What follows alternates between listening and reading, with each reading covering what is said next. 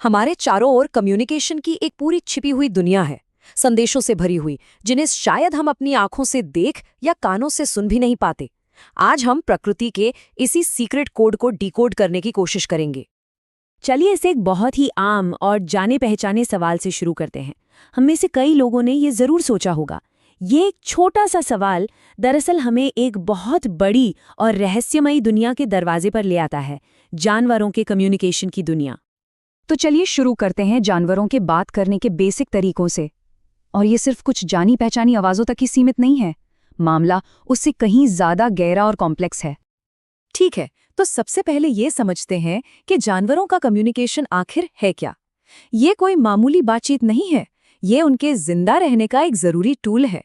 इंसानी भाषा के बनने से लाखों साल पहले से ही जानवर एक दूसरे को खतरों से आगाह करने, अपना साथी ढूंढने और साथ मिलकर काम करने के लिए बात करते आ रहे हैं। अब देखिए, दिलचस्प बात यह है कि जानवर कितने अलग अलग तरीकों से बात करते हैं। ये सिर्फ आवाज तक ही सीमित नहीं है, वो हवा में केमिकल मैसेज छोड़ते हैं, अपने बॉडी पोस्चर से अपने इरादे बताते हैं, और तो और मकड़ी के जाले या पत्तों से वाइब्रेशन भेजकर भी कम्युनिकेट करते हैं। हर तरीके की अपनी एक अलग भाषा है। अब हम जानवरों की कम्युनिकेशन के कुछ सबसे हैरान कर देने वाले और जटिल उदाहरणों को देखेंगे। ये वो उदाहरण है जो हमें दोबारा सोचने पर मजबूर कर देते हैं। जरा ऐसे सोचिए, प्रकृति में एक छिपा हुआ नेटवर्क है। कुछ जानवरों ने इतने एडवांस्ड कम्युनिकेशन सिस्टम बना लिए हैं जो इंसानों की नज़र से पूरी तरह छिपे हुए हैं और एक तरह के नेचुरल इंटरनेट की तरह काम करते हैं। और ये नेटवर्क कितना बड़ा हो सकता है, ये देखना तो वाकई कमाल है।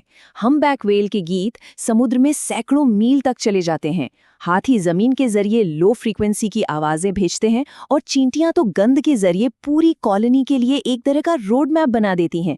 ये सच में अविश्वसनीय है। और फिर आता है मधुमक्खी का वैगल डांस, जो अपने आप में एक शानदार उदाहरण है। ये सिर्फ एक डांस नहीं है, ये एक बिल्कुल सटीक नक्शा है। डांस का एंगल बताता है कि खाना किस दिशा में है, डांस की ड्यूरेशन बताती है कि वो कितनी दूर है, और डांस की तेजी ये बताती है कि खाना कितना अच्छा है। ये तो एक जीता जागता जीपीएस है। तो ये तो साफ है कि जानवर बात कर रहे हैं, पर वो कह क्या रहे हैं? अब हम इस पर फोकस करेंगे कि वैज्ञानिक इन सिग्नल्स का मतलब और इनके पीछे छिपे ग्रामर को कैसे समझ रहे हैं। वर्वेट बंदरों को ही देख लीजिए। वे सिर्फ खतरा नहीं चिल्लाते, उनके पास अलग अलग शिकारियों के लिए अलग अलग अलार्म कॉल्स होती हैं। तेंदुए के लिए एक खास तरह की आवाज़, चील के लिए दूसरी और सांप के लिए बिल्कुल अलग। ये जानकारी उनके पूरे ग्रुप के बचने के लिए बहुत ज़रूरी है। चलिए इसे थोड़ा और आगे लेकर चलते हैं, ये और भी जटिल हो जाता है।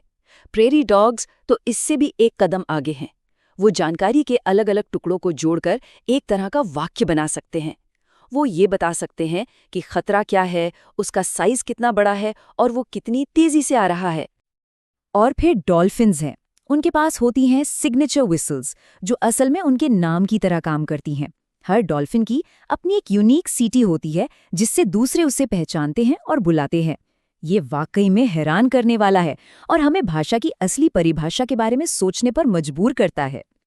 तो यहाँ एक बहुत बड़ा सवाल खड़ा होता है, क्या ये सब सिर्फ जानवरों की एक सहज प्रवृत्ति है जो हजारों सालों से विकसित हुई है, या फिर हम यहाँ भाषा के विकास की शुरुआत देख रहे हैं, मतलब ग्रामर के शुरुआती बिल्डिंग ब्लॉक्स।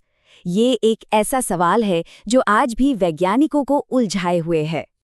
ठीक है, ये सब जानना बहुत दिलचस्प है, पर सवाल ये है कि इसका हमारे लिए क्या मतलब है। ये सिर्फ एक अकादमिक दिलचस्पी की बात नहीं है, असल दुनिया में इसके गहरे मायने हैं। देखिए, इस रिसर्च का एक सबसे बड़ा फायदा है कंजर्वेशन यानी संरक्षण के क्षेत्र में। अगर हम जानवरों की भाषा समझ पाएं तो हम दूर बैठे ही उनकी आबादी पर नजर रख सकते हैं। हम उनके डिस्ट्रेस कॉल्स यानी संकट की आवाज़ों का पता लगा सकते हैं और इंसानों और जंगली जानवरों के बीच होने वाले टकराव को रोकने में मदद कर सकते हैं। ये उन्हें बचाने का एक बहुत शक्तिशाली तरीका है। और फिर इसका एक गहरा दार्शनिक पहलू भी है। कोको गोरिल्ला जैसे मामले, जिसने साइन लैंग्वेज सीखी थी, हमें ये दिखाते हैं कि हम इंसानों के अंदर दूसरी प्रजातियों के दिमाग से जुड़ने की एक प्राकृतिक इच्छा है। ये हमें प्रकृति के साथ अपने रिश्ते को फिर से समझने का एक मौका देता है। तो अब जरा भविष्य की ओर देखते हैं, जहां नई टेक्नोलॉजी और नई जिम्मेदारियां दोनों ही हमारा इंतजार कर रही हैं। और इस खोज में हम अकेले नहीं हैं। आर्टिफिशियल इंटेलिजेंस यानी एआई अब व्हेल और डॉल्फिन की जटिल आवाज़ों को एनालाइज कर रही है। ऐसे टूल्स बन रहे हैं जो शायद एक दिन इन सिग्नल्स का रियल टाइम में अनुवाद कर सके। हम सचमुच एक नए दौर की दहलीज पर खड़े हैं। लेकिन ये सब हमें एक बहुत ही जरूरी नैतिक सवाल पर लाकर खड़ा कर देता है। अगर हम उनकी बातें समझने में कामयाब हो जाते हैं, तो क्या ये हमारी जिम्मेदारी नहीं बनती कि हम उनकी ज़रूरतों और उनके संदेशों का सम्मान करें? ये ज्ञान अपने साथ एक बहुत बड़ी जिम्मेदारी लेकर आएगा। तो आखिर में बात बस इतनी सी है, जानवर तो हमेशा से ही बात कर रहे हैं। उनके गीत, उनकी दहाड़ें, उनके डांस, ये सब उनकी ज़बान है। असली सवाल तो ये है कि क्या हम, इंसान, अब आखिरकार उन्हें सुनने और समझने के लिए तैयार हैं?